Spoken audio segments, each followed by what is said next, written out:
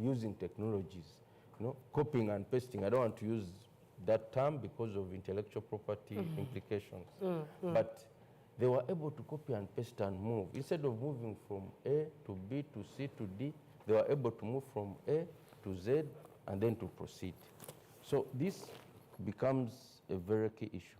Technology, how do we have access to emerging technologies? Now we are talking about the Internet of Things, we are talking about 3D printing, we are talking about all these things. We're talking about blockchain and so on. Can we are talking about clean energy. Can Africa leverage these new technologies to leapfrog and be able to manufacture in a new context? But you see those new technologies also need infrastructure. Not necessarily, because you see, with 3D, people now can print a house and they stay in using 3D technology. Yeah. So, but I'm looking at the internet itself, the infrastructure, the cabling itself. Are we at par? Exactly. So that takes us back to the first issue of infrastructure gaps. So if you talk about infrastructure, you talk about technologies, and you rightly mentioned that these things are related. You're not going to use new technologies in a country with big infrastructure gaps. The third issue is the issue of financing. Manufacturing needs long-term patient capital. If you don't have access to long-term patient capital, you're going to have issues. Because what you have in our Ugandan context is capital that's very short-term in nature, that is geared towards trading. So when you lend someone money, you want them to start repaying immediately. You want a short turnaround time. So finding patient capital for long periods of time, 2 years, 3 years, and so on, is a challenge in our context, and I think it's something that needs to be solved. Then there's the issue of skills. Africans, we have emphasized theoretical education. Everyone wants to take their child to get a university degree. But for you to run a good manufacturing sector, you need what we call blue-collar skilled workers who can get the job done. Unfortunately, our technical and vocational training system has also been made theoretical. You find that some of the machines that are being used are obsolete. You find that we don't have qualified instructors. You find that the general view about TVET in this country is very negative. So industries need skilled workers to run effectively. So that is also another challenge that's holding back Africa's industrial ambitions. And then we also have the aspect of markets. Africa wants to deal in raw materials, particularly when we're exporting outside the continent. But within the continent, you find that non-tariff barriers, you find countries competing with each other, and also part of the issue is that African countries are producing the same things. I keep telling people, if you go to Ghana, you will find tomatoes, same things that are here. So then you find that the African continental free trade area needs to be well thought through so that whatever you're selling is what the other people need. There are complementarities between the products, between value chains, and so on. So these are some of the challenges that are. Wouldn't we then, since we have homogeneous products, can't we decide Ghana concentrate on cocoa, Uganda concentrate on bananas or something like that? They are not accepting. You see, every country wants to compete in the same things. So that agreement and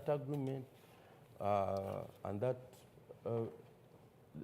agreement that can ensure that countries specialize and do certain things well is still a challenge.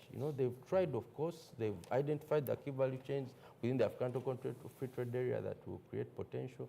They've shown which countries can compete. For instance, they've shown that the automobile sector is one that presents enormous opportunities. But they've shown that countries like Morocco, like South Africa, have competitive advantages.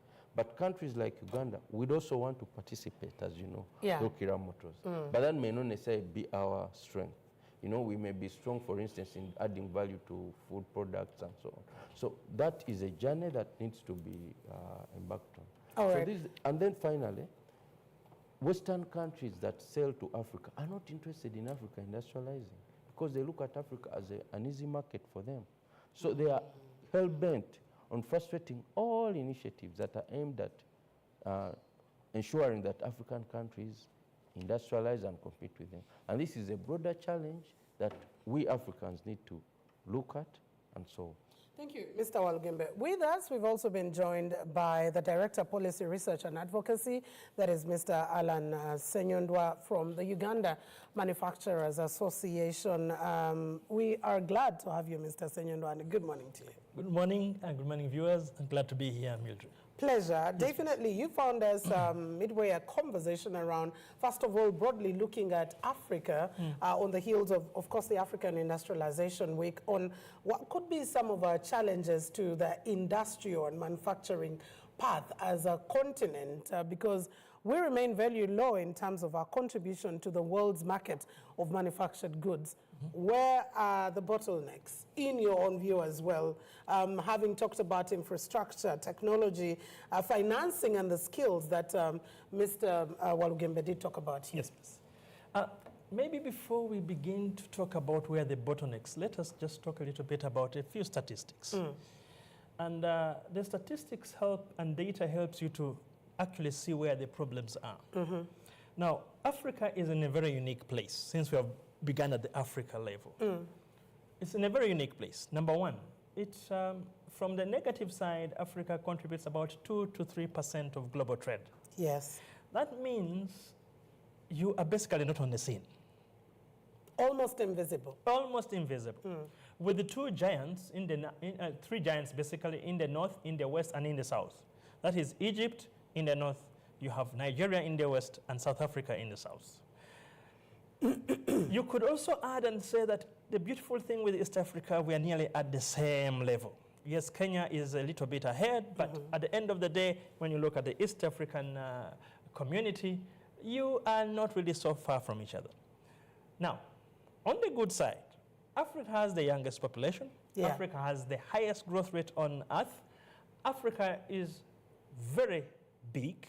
That means you have a lot of resources that it has resources, enormous resources that the whole world needs. Just to the west of Uganda alone is, you could say, the epitome, the center of nearly all minerals that are needed on earth. So Africa is in a very unique place. That said, what is stopping us? We are poor amidst plenty. Yes. So what is stopping us is among other things that Mr. Walugembe has talked about, is the lack of focus. The lack of understanding of what must be done to put us at the next level. And until we focus, we may not be able to get there. However, the Africa Continental Free Trade Area is attempting to do that. Again, the issue is not the attempts. I like what Mr. Walugembe said. It's not the thought that we are lacking. It is the action that we lack.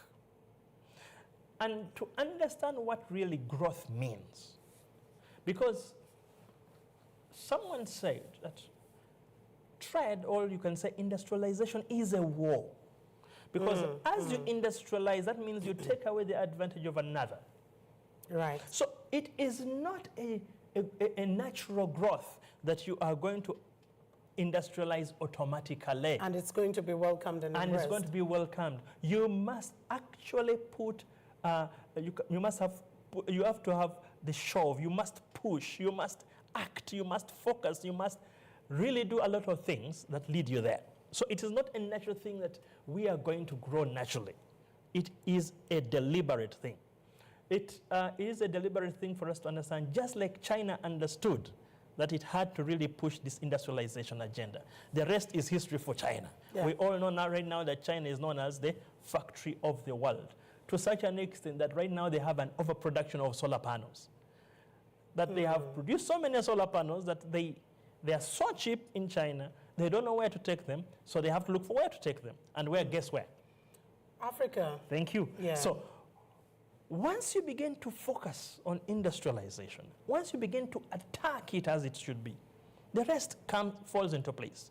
But also we see the challenges in Africa is we are split among so many things. We want to do everything at the same time.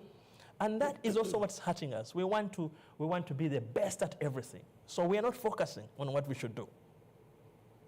What takes people out of poverty is one thing, and one thing only: industrialization. The reason is very simple.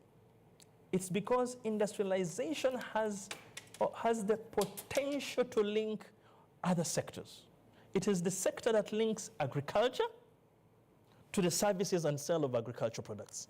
It is the sector that links minerals to the sale of minerals. If you don't industrialize, if you don't have the middle, you can never grow. Otherwise, we will keep on exporting commodities, which the world is very good at wanting. But the problem is the export of commodities, that means raw materials, does not lead you to grow. You must industrialize. You're selling the jobs, you're selling the opportunities. Exactly. So I don't want to delve into much of what Mr. Walgemba said, but he has touched on the major issues. But what ties all those major issues together is the focus and understanding that industrialization, much as it is driven by the private sector across Africa, the one who is actually guiding it, who should actually guide it, is the different governments within the sector, within this continent. Why? Because you need a lot of financing. So you cannot say you want to industrialize in Africa with 19% interest rates. It is impossible. Why? Because the return on investment on industries is anywhere between 15 and 20. But your interest rate is at 20, it's at 19. So the whole purpose of industrialization gets lost just in one area only, financing. Yeah. All right. Thank you. I will definitely be getting back to you. And you raise a very important point on focus. There is a lot. We are lost in the sea. We have come with a spoon to collect water from a sea or an ocean. But Mr. Walgemba, let me get back to you. You talked about the idea of homogeneity. And it's not our fault that we are like this.